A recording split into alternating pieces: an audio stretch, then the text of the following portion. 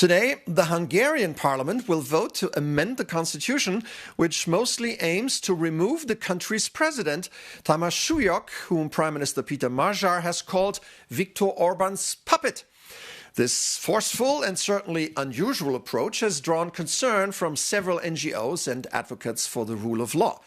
To make sense of it all, let's bring in our Hungary expert, Sándor Síros. Good morning, Sándor. Good to see you. Morning, Stefan. So, Sándor, why is Magyar targeting the president, and what comes next? So, Magyar wants to start a new political era in Hungary after his landslide election victory in April. And as you said, he wants to remove all of the, what he calls, puppets of Viktor Orbán, so key officials holding power behind the scenes, so the president, the chief prosecutor, the president of the media authority, because he wants to establish a new system. And now you know what's going to happen. Today the parliament will surely approve these constitutional amendments because the ruling party has supermajority, and then the president has 5 days to sign or not to sign these constitutional amendments.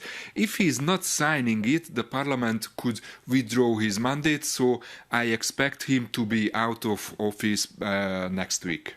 Sándor, honestly, we don't see every day that a president, a head of state, is being removed after a change of government in an EU member state. What has this to do with democracy? And is the EU Commission or the other EU institutions, are they doing something about it?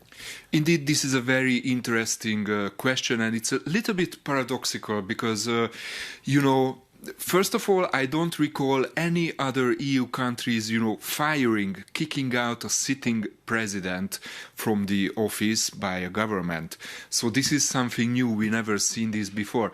But on the other hand, the Hungarians knew this because it was a key electoral promise from Péter Magyar. He said it many, many times. If he comes to power, he will kick out this president. So people actually voted for this. So it's also legitimate in a way because he has a lot of support for doing this. On the other hand, the opposition, Viktor Orbán's Fidesz party, thinks that this is the first step towards a dictatorship. They called for a protest last week. And on the other hand, what you asked about the European Union, so far the European Union is completely silent about this. They are saying they monitor the events.